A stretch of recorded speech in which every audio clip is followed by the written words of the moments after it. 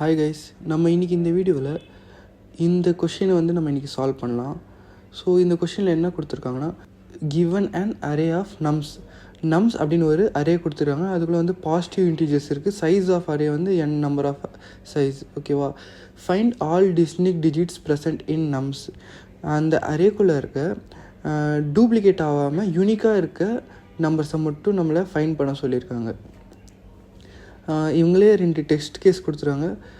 இந்த மாதிரி இன்புட் கொடுத்தா அவுட்புட் இந்த மாதிரி வரணும். ஸோ சேம் இங்கேயும் அதே தான். இந்த மாதிரி இன்புட் கொடுத்தா இந்த மாதிரி அவுட்புட் வரணும். இந்த கொஷின்ஸ் ப்ரீவியஸ்லி ஜோஹோவில் கேட்டிருக்காங்க, அண்ட் அமேசானில் கேட்டிருக்காங்க, அண்ட் மேக் மை ட்ரிப்பில் கூட கேட்டிருக்காங்க இந்த கொஷின்.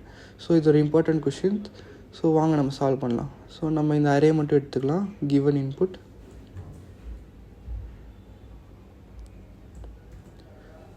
ஓகே.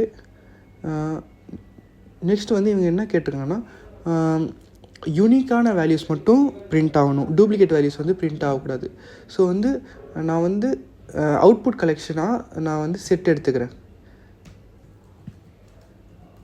செட் யூனிக்கான வேல்யூ மட்டும்தான் உள்ளே அக்செப்ட் பண்ணுவோம். டூப்ளிகேட் வேல்யூஸ் அது உள்ளே அக்செப்ட் பண்ணாது செட்டுக்குள்ளே.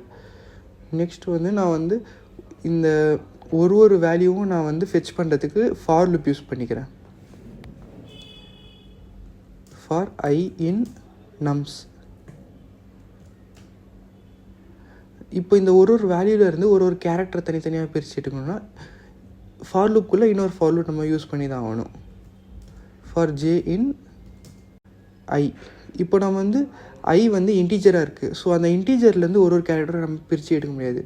ஸோ நம்ம இன்டீஜரை டைப் கன்வெர்ட் பண்ணி ஸ்ட்ரிங்காக மாற்றி அதுலேருந்து ஒரு கேரக்டரை நம்ம பிரித்து எடுக்கணும்.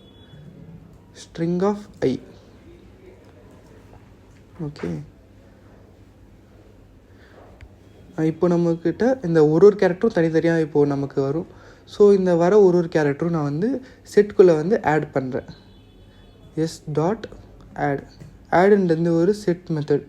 இந்த மெத்தட் யூஸ் பண்ணி நம்ம வேல்யூஸ் செட்டுக்குள்ளே ஆட் பண்ணலாம். இன்னொரு விஷயம், செட்டில் டூப்ளிகேட் வேல்யூஸ் ஆட் பண்ணாது. ஓகேவா? Next print S.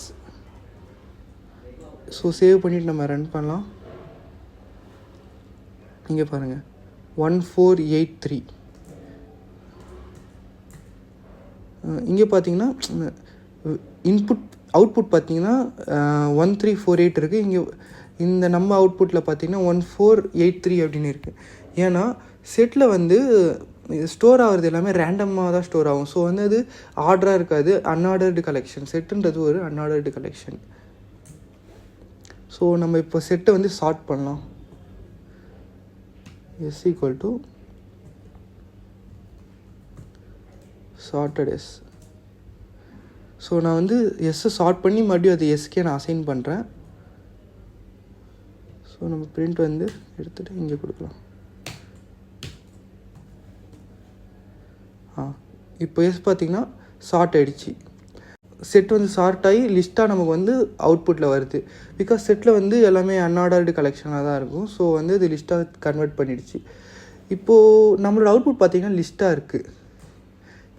இங்கே நம்மளோட எக்ஸ்பெக்டட் அவுட்புட் என்னென்னா இன்டீஜராக வந்திருக்கு, செப்பரேட்டட் பை ஸ்பேஸாக இருக்குது.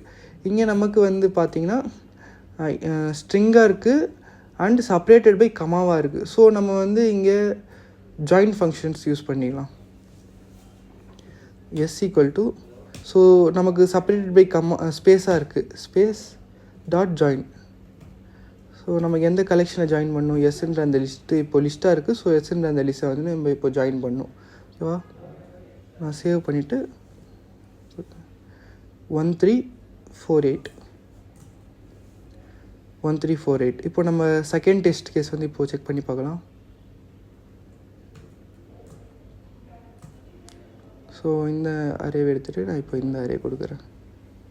சேவ் பண்ணிட்டு ரன் பண்ணலாம். 1 2 3 4 6